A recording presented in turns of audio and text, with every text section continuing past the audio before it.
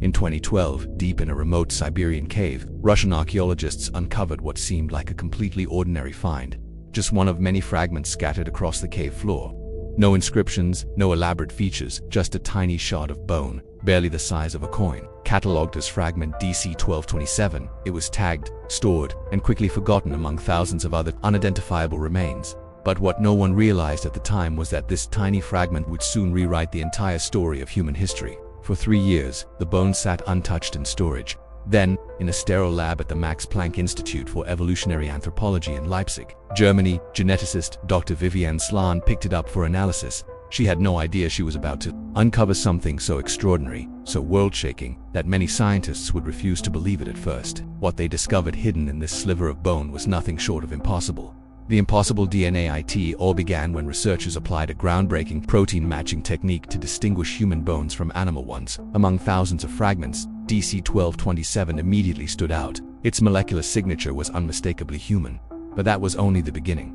The mitochondrial DNA genetic material passed from mother to child matched a Neanderthal that made sense. Neanderthals had lived in this region over 90,000 years ago, but when they sequenced the nuclear DNA, which includes genes from both mother and father, they were stunned.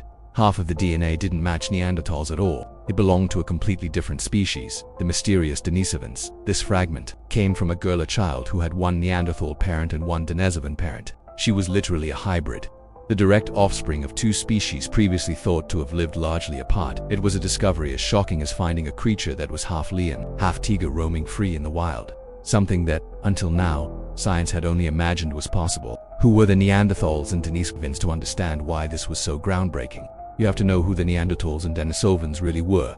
Discovered in 1856 in the Neander Valley of Germany, Neanderthals have long haunted our imagination. For decades, they were dismissed as brutish cavemen, primitive, violent, and doomed to extinction. But modern science has shattered that stereotype. Neanderthals had brains as large as, sometimes larger than, modern humans. They painted elaborate cave art, crafted sophisticated tools, wore jewelry, and buried their dead with what appeared to be spiritual offerings. These were not dumb brutes, they were thoughtful, creative, and highly adapted to survive Ice Age Europe. Their powerful limbs and barrel chests were built for enduring cold and hardship. But if Neanderthals were misunderstood, Denisovans were ghosts. Until 2010, no one even knew they existed. Their entire species was discovered not by fossils, but by DNA extracted from a single finger bone found in the same Siberian cave, a few teeth, a skull fragment, and that was it, just scraps. And yet those scraps told an incredible story. Denisovans split off from Neanderthals nearly 500,000 years ago and spread across Asia, adapting to environments from the Siberian tundra to the Tibetan highlands. Some of their genes still survive in modern humans, especially in people from Southeast Asia and Oceania. They even carry DNA from another, unknown species of human, a lost branch of our family tree that has left no fossil record. Ghosts within ghosts. The girl from the cave, but none of this prepared scientists for what they found in that one girl now nicknamed Denny. Her DNA was a perfect 50-50th split. One Neanderthal mother, one Denisovan father. They hadn't just crossed paths, they had formed a union intimate enough to produce a child. Denny was the first direct hybrid ever discovered. Suddenly, all assumptions about ancient human life were thrown into question. For years, experts had believed that different human species kept to themselves. Neanderthals in the west, Denisovans in the east. Maybe their borders overlapped occasionally, but close contact, let alone interbreeding. Denny proved otherwise. She lived in a cave that had seen continuous occupation for over 300,000 years. Layers of ash and stone revealed that Neanderthals and Denisovans had both lived there sometimes at the same time. Did they share the space peacefully? Did they cooperare or compete? And was Denny's story one of companionship or conquest? A new human story. Her discovery opened up countless new questions. How many other hybrid children once walked the earth? How many unknown human species did our ancestors encounter?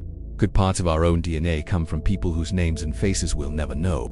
Modern humans like us are not pure descendants of any one ancient species. We carry the echoes of many Neanderthals, Denisovans, and perhaps others yet to be discovered. Denny is just one piece of a puzzle that stretches back millions of years, and all of it from the ghost DNA to the mysterious hybrid child was locked inside a bone the size of a paperclip, buried in a cave, waiting for someone to ask the right question. The story of Denny isn't just about what we've learned, it's about how much we still don't know, and maybe how much we've forgotten.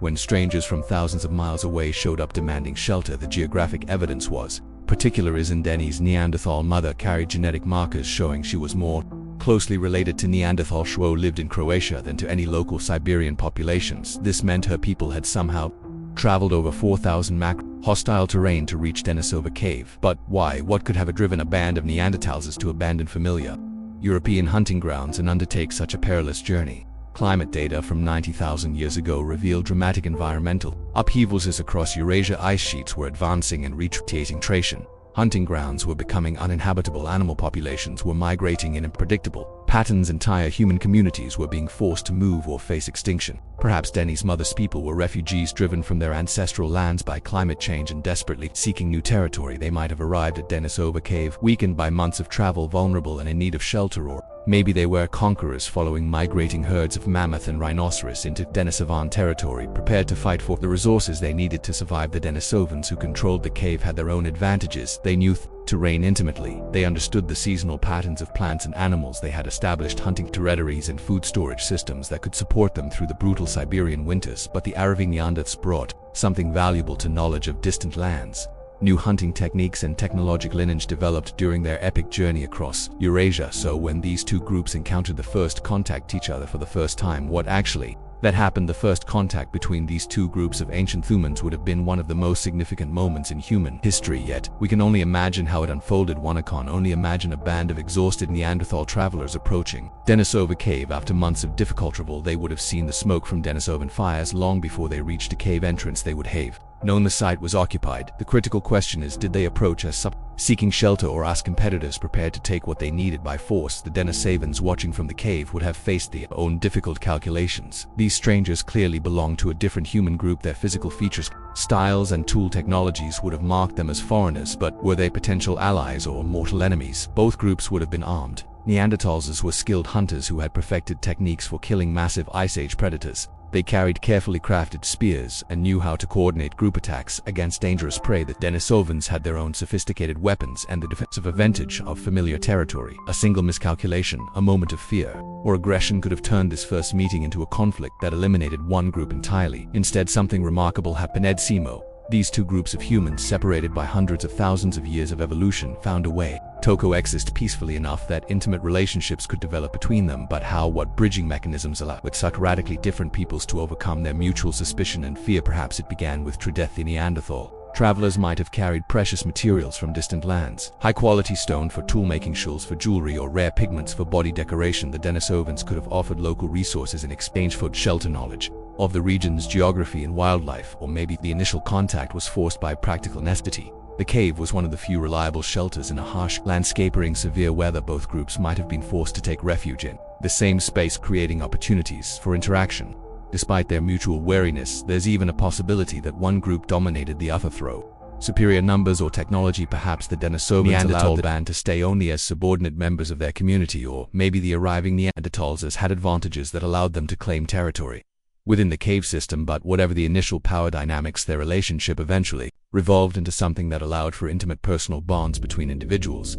From two groups, the question is, was the union between Denny's parents a matter of mutual the story behind the science, attraction and choice, or was it the result of coercion, capture, or arranged marriage for political purposes? The relationship between Denny's parents represents one of the most fascinating mysteries in human history. Was it love that transcended species boundaries, or something more calculating? Father was a Denisovan male who had grown up in the familiar chambers of Denisova Cave. His people had called this place home for thousands of years, developing sophisticated technologies and cultural practices adapted to the harsh Siberian environment. He would have been an expert in high-altitude survival, capable of functioning efficiently in conditions that would challenge modern humans. Recent archaeological discoveries at the cave have revealed remarkable evidence of Denisovan sophistication. Among the most extraordinary finds was a bone needle dated to 50 years ago. The oldest known needle in the world, is tiny artifact crafted with incredible precision demonstrated that Denisovans had mastered the art of creating fitted clothing essential for Arctic survival. The needle was a marvel of ancient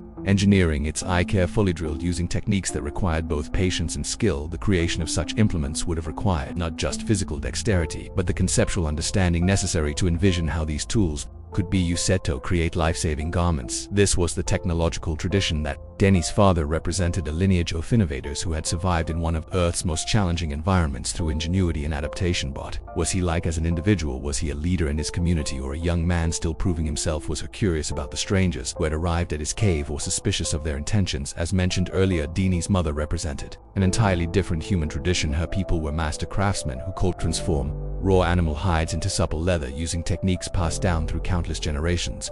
They understood the seasonal patterns of Ice Age and could track massive herds across trackless steppes. They had developed complex social structures that allowed them to coordinate group hunts against dangerous prey like woolly mammoths and cave bears. Denny's mother had survived this epic journey, which suggests she was tough, resourceful, and adaptable. She would have possessed specialized knowledge about distant lands, alternative survival strategies, on technological innovations developed during months of travel through unfamiliar environments. When these two individuals, the Denisovan cave dweller and the Neanderthal traveler, first encountered each other, what was their initial reaction? Perhaps it began with mutual professional respect. Both were skilled servers who recognized expertise. When they saw it, he might have been impressed by her knowledge of hide preparation techniques that could improve their winter clothing. She might have been fascinated by his bone needle technology and its potential applications, or maybe the attraction was more personal from the beginning. Despite their different ancestry, both were recognizably human. They shared the same basic emotional needs for companionship, security, and affection that characterize all human relationships, but there would have been enormous obstacles to overcome. They spoke different languages that had been diverging for hundreds of thousands of years. Their cultural practices,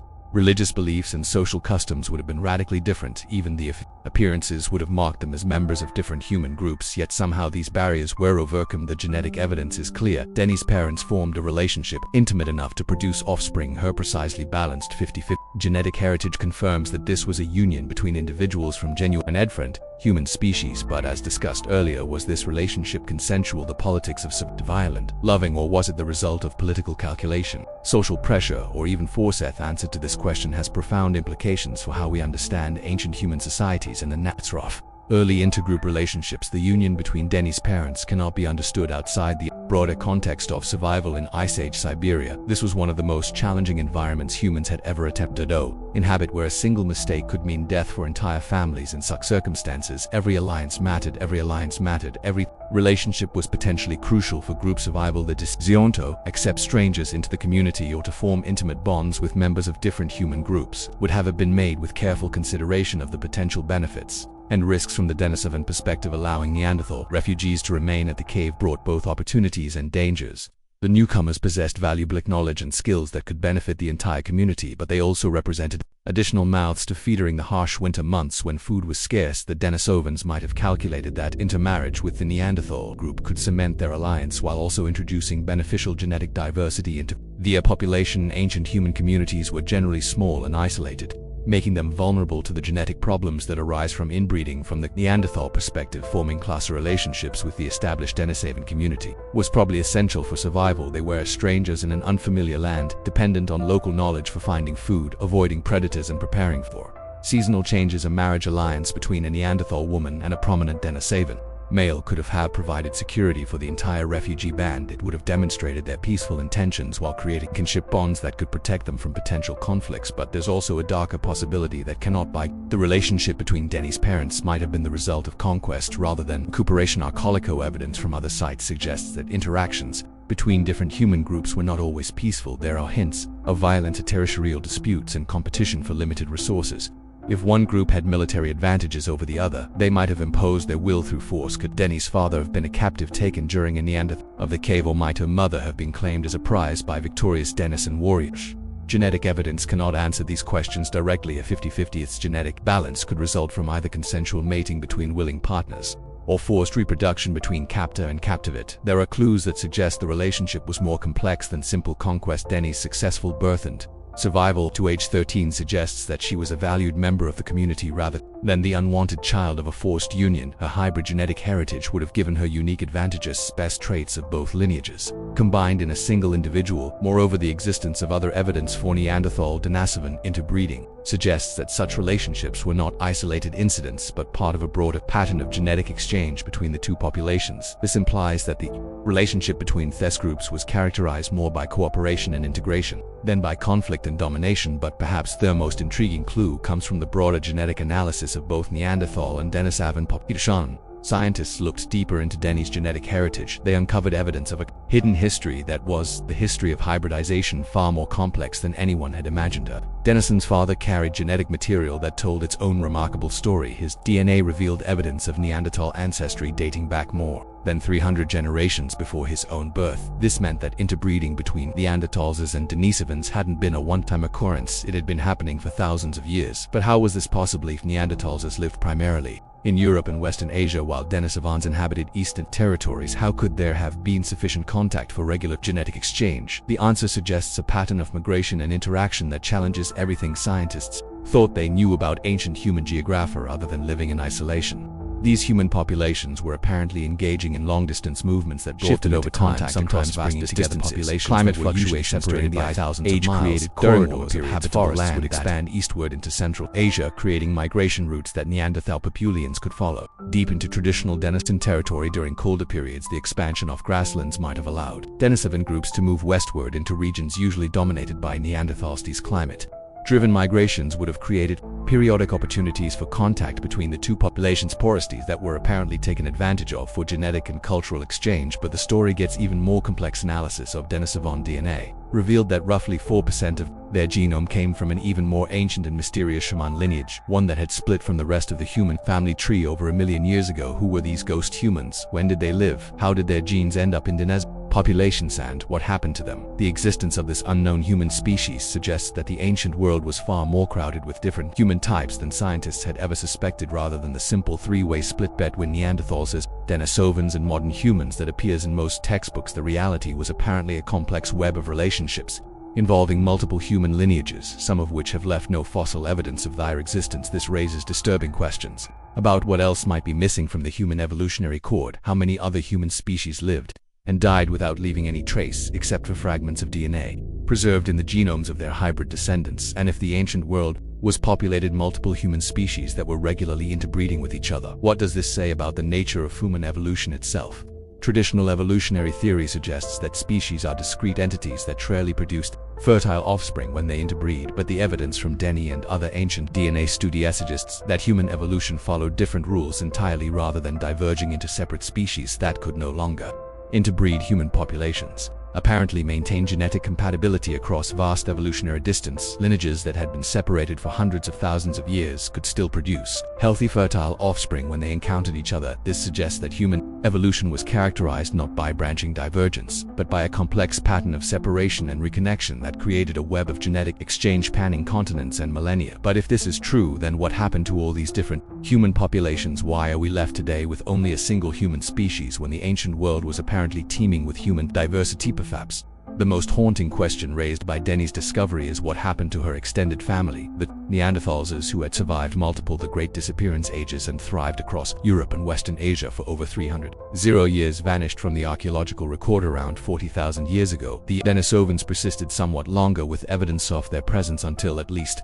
50,000 years ago, but they too eventually disappeared as distinct populations. Caused this great disappearance of human diversity? Why did populations that had successfully adapted to some of Earth's most challenging environments suddenly go extinct? The traditional explanation has been competition. Modern humans, the theory goes, had some advantage: superior intelligence, better technology, more efficient hunting strategies that allowed them to outcompete and eventually replace the archaic human populations they encountered. But Denny's existence tells a different story. Her genetic heritage proves that these different human groups were not locked in mortal combat for survival. They were capable of peaceful coexistence, cooperation, and even intimate relationships that produced successful offspring. If modern humans, Neanderthals and Denisovans, and found them similar enough to mate with and learn from, why didn't these populations survive as distinct groups? One possibility is that the extinction was not really an extinction at all, but an absorption. Rather than being eliminated by modern humans, Neanderthals and Denisovans might have been gradually absorbed into the expanding modern human population through interbreeding. This would explain why genetic traces of these populations persist in modern human DNA even though they are no longer present as distinct groups. The Neanderthals and Denisovans didn't disappear, they became part of us, but This explanation raises its own troubling questions if absorption rather than extinction was the primary mechanism. It suggests that the disappearance of these populations involved large-scale interbreeding.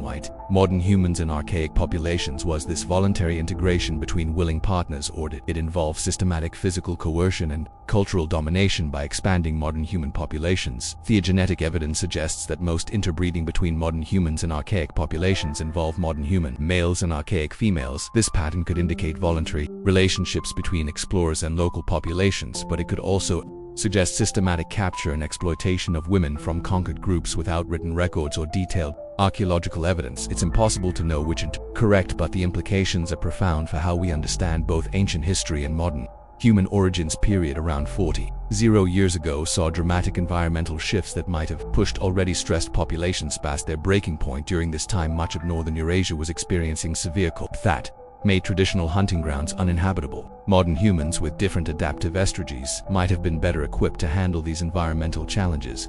Their success might not have been due to superior competition with archaic populations, but to better adaptation to changing conditions. But perhaps the most disturbing possibility is that the disappearance involved direct conflict. Sites across Europe show signs of warfare, territorial displacement, and population collapse that coincide with the arrival of modern. Could the expansion of modern humans have involved systematic elimination of competing human populations? Did our ancestors engage in species-level warfare that resulted in the extinction of entire human lineages? The answer to this question has profound implications for how we understand humanity and the origins of modern civilization. Whatever the broader historical forces that go between worlds at play, Deni herself lived and died as a real individual caught between these different worlds. Her childhood would have been shaped by the unique cultural environment created by the merger of her parents to traditions from her mother's Neanderthal lineage. She would have inherited not just genetic traits but cultural knowledge which had been refined over hundreds after thousands of years. As mentioned earlier, this included sophisticated techniques for hide processing that were essential for creating warm, waterproof clothing. From her father's Denisovan heritage came knowledge of high-altitude survival techniques that were unique to that lineage. The ability to function efficiently in low-oxygen environments required not just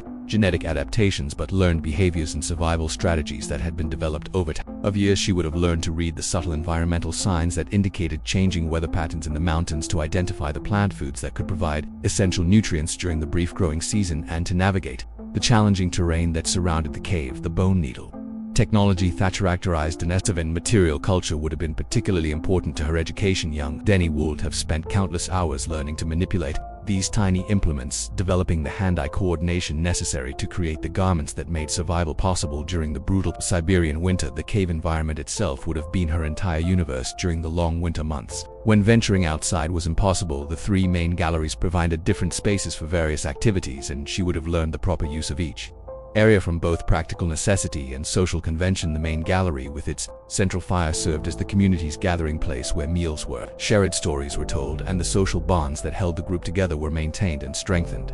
Here Deni would have listened to the oral traditions of both her parents' peoples, absorbing stories that preserved not just historical information but the moral and ethical principles that guided behavior within the group. During the brief summer months when the cave's inhabitants could venture outside, Deni would have learned to navigate the challenging landscape that surrounded the home. The limestone cliffs that jutted from the hillside above the Anhui River provided both shelter and strategic advantages, offering elevated positions from which approaching animals or potential threats could be observed. As she grew older, Deni would have begun to develop her own specialized skills and interests. Perhaps she showed particular aptitude for toolmen, demonstrating the patience and precision necessary to create the complex implements required for survival in the harsh Siberian environment. Or maybe she possessed exceptional tracking abilities, displaying an intuitive understanding of animal behavior that made her valuable as a scout or hunter. Despite her youth, robust skeletal structure and advanced cognitive abilities inherited from her Neanderthal mother would have provided her with the physical and mental tools necessary for mastering the complex survival skills